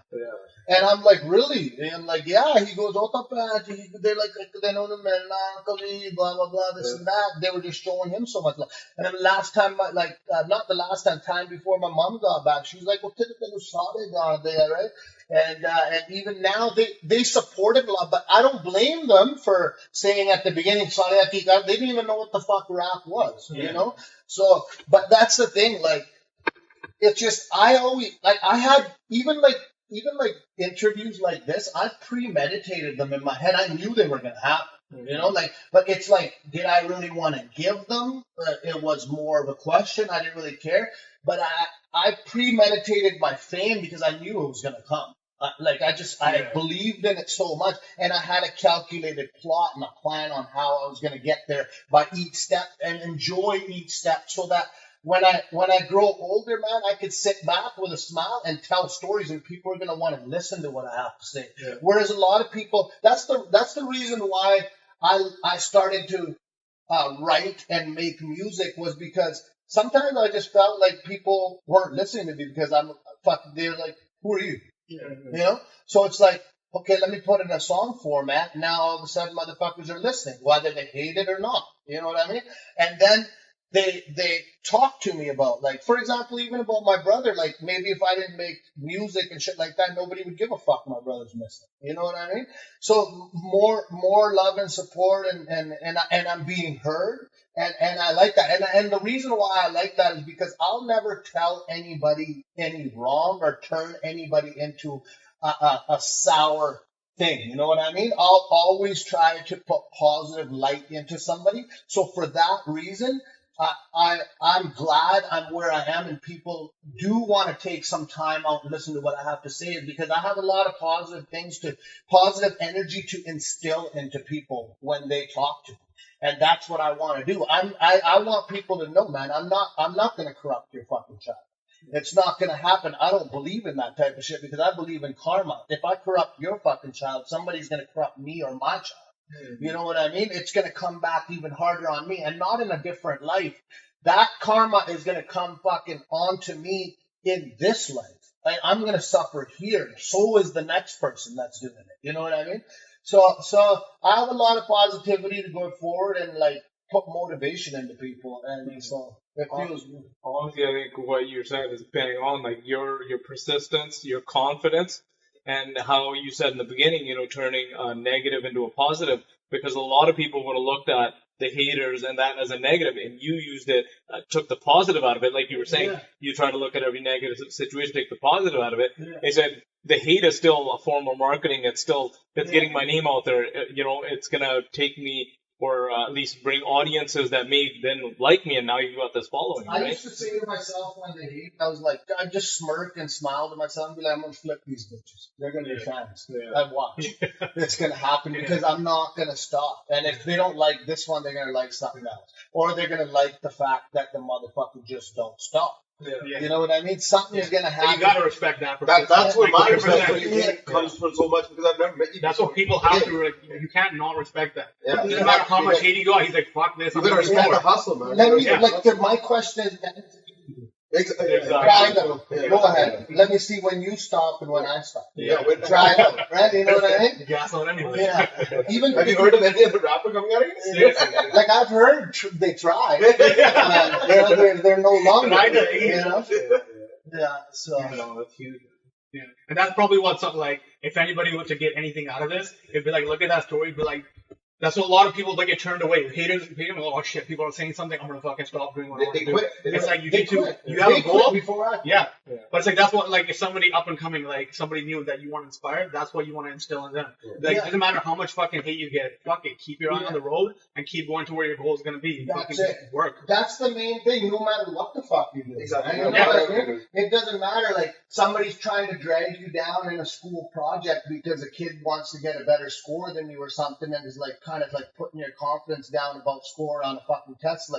Fuck them, block them out, focus on what you're studying on, make sure you know the fucking Make sure you know every little category that's you're going to be tested on, and go in there with supreme confidence. Have the alertness. Make sure you get some good rest, sleep, fucking have a cup of coffee, go fucking drill that shit. That's it. You know what I mean? Some of these motherfuckers studying taking Adderall and shit. You know what I mean? It's like, get some sleep, fucking maybe have some job, right? Choppy, go do your test, right? Prepare correctly. Yeah. So moving on with the questions. So how many fights have you been in? Have you ever been shot? Our house has been shot at. Yeah. Like, maybe 3 different times back when some other shit was going on.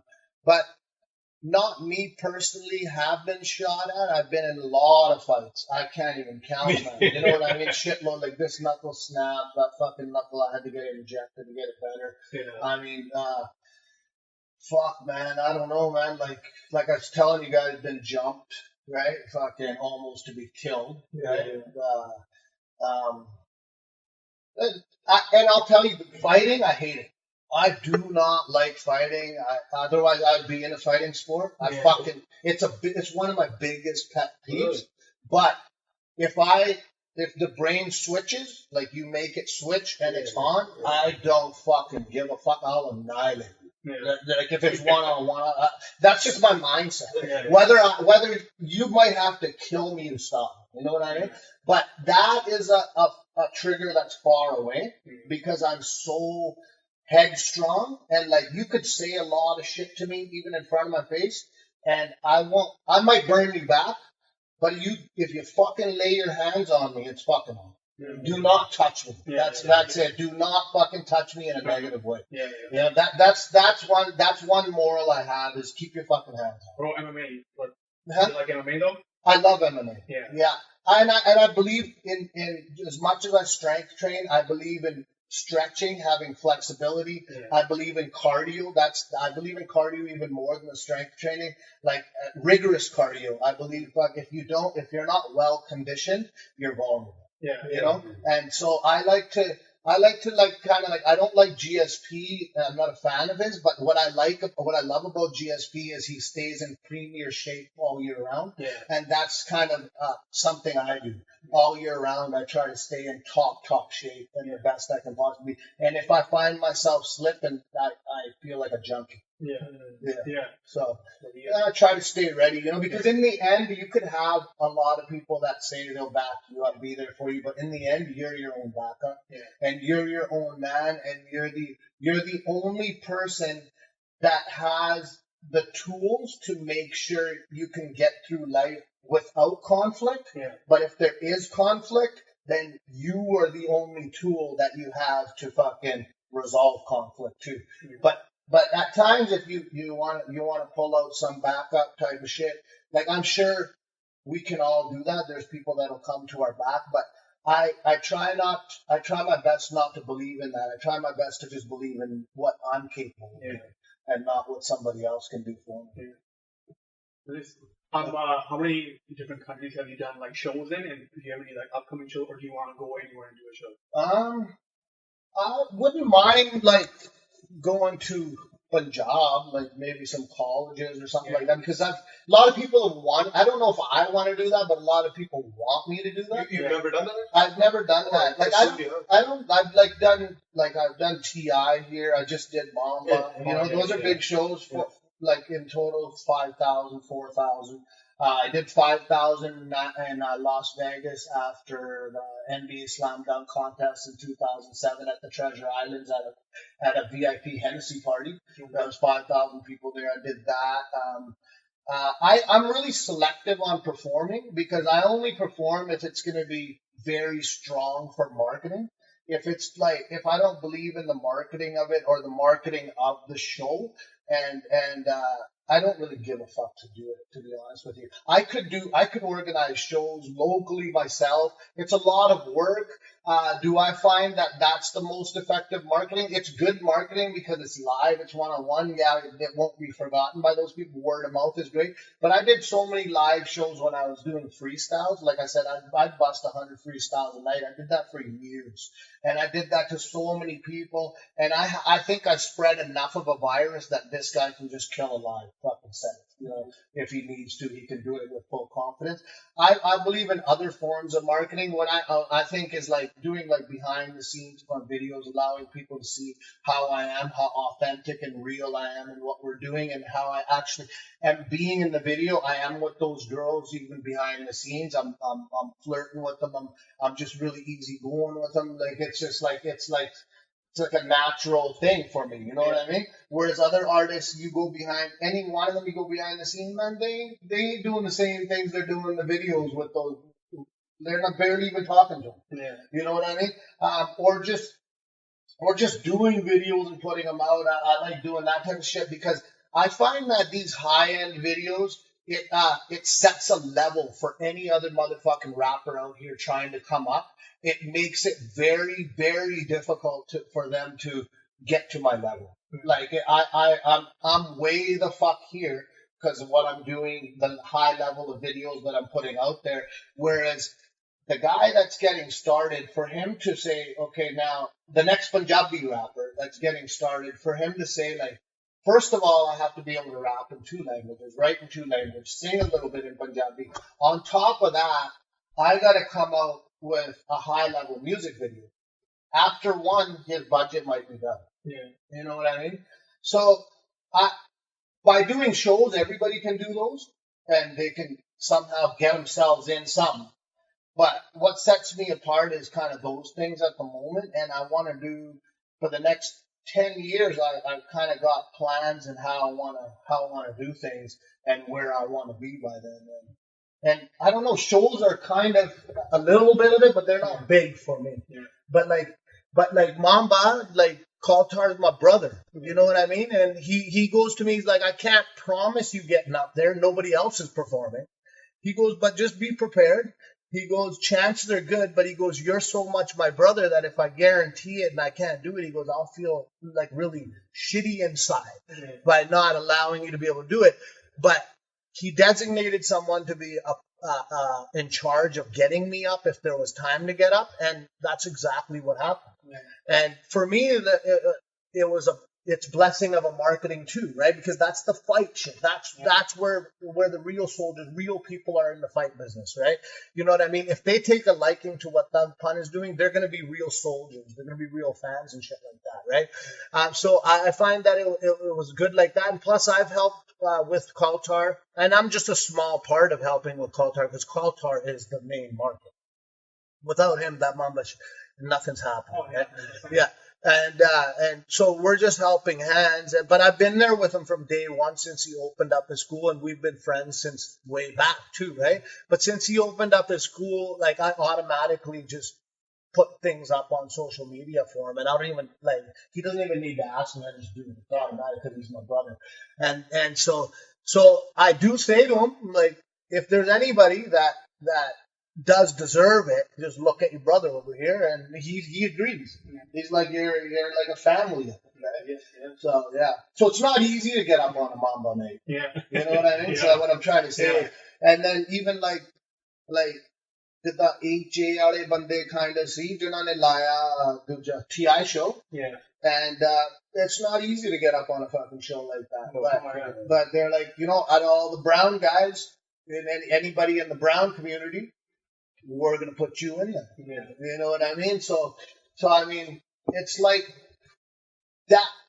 Those type of things is like, you got to really pick and target out what is the strongest form of marketing for you without the help of media and radio and these type of, those type of things. And so for me, being the CEO of my own label, I make those type of decisions for Thugpun. Yeah. Right? So, yeah. Well, my last question, I don't know if you guys have any more. Who lines up your daddy? I do. Yeah. I fucking I shave this here. Yeah. Like this whole job here takes me about 10, 15 minutes. Oh, really? Yeah, I'm fucking so good at it. Yeah. Hot guy, I don't know. Yeah. But when I trim the fro here, then every 2 weeks I just go to my barber. He's an Oriental guy in town, and he's been the day one guy. He charges me $15 now. Everybody else fucking 30. Right? My price went up $5 from back in the day. It used to be 10, but he's like, fuck, That's for inflation. But he looks up for me. You ever gonna change up the look? This look is. I'll keep this for now. Like, I was thinking of going back to the bald head, the goatee. Right? I've been wanting to go back to that look, but I mean, this looks unique. That's the thing. It sets you apart. It sets me apart, but like, I mean, now I'm known enough where I could do any look and it'd be fine. Yeah. But I kind of like this look. I don't mind it. It's easy to maintain. People think it's not. Like, how the fuck do you get your beard like that? It's not that hard. You're just reading it? Yeah. So, got that girly thing in me. Still fun. I'm like, there's no way it's gonna. Not a chance. You dive in you're in a pool in a Vegas party, this shit goes wild. You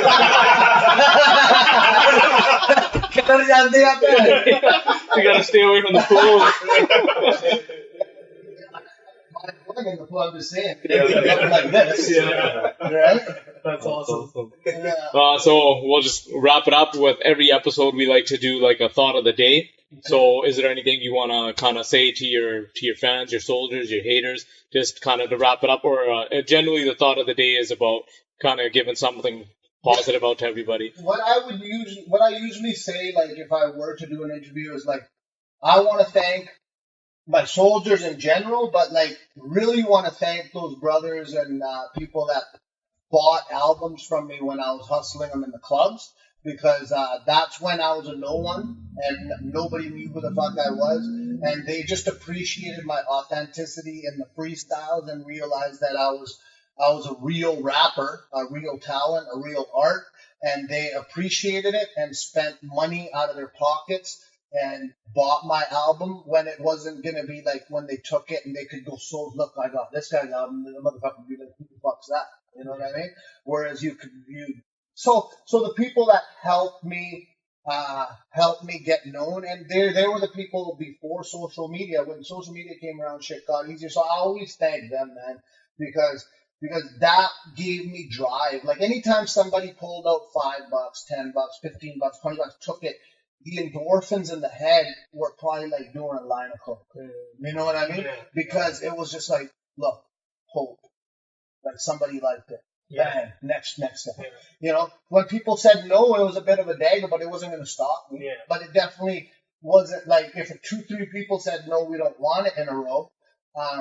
And then by the time I got to the 4th people, that was my line. And I was like, whoa, I'm high. You know what I mean? So I'll always appreciate them. You know, and then just tell anybody, like you guys were saying, like the advice is like, no matter what motherfucking hater comes in your way or anything, any obstacle comes in your way, as long as you believe in it from the bottom of your heart and you actually genuinely want to do it and you didn't start it for the money, especially when it comes to art, just keep on fucking doing it, because don't let anybody take your happiness away from you. That's it, right? Awesome. Well, actually, before we finish, what I wanted was a genuine freestyle up in there. All right.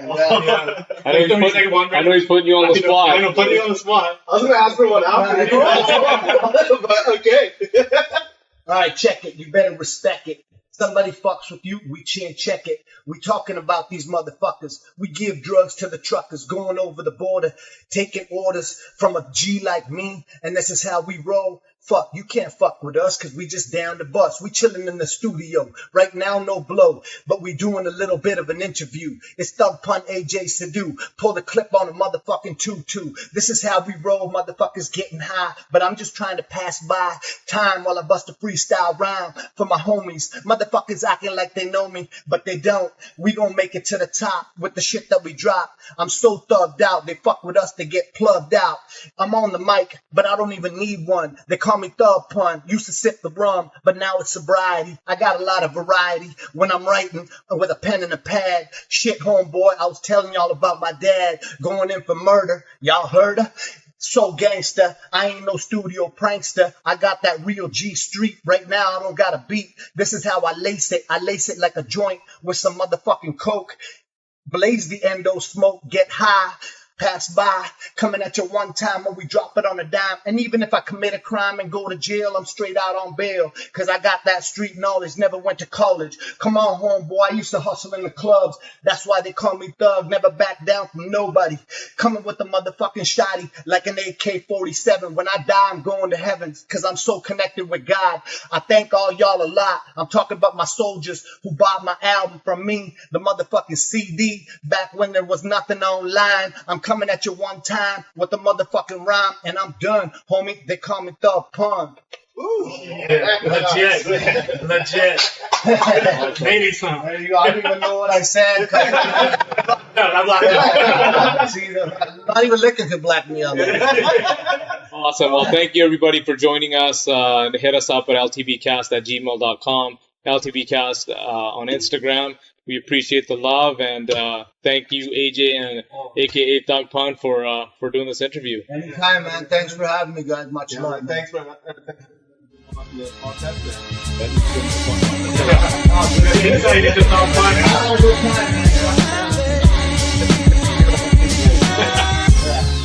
All right, peace. Yeah, thank you.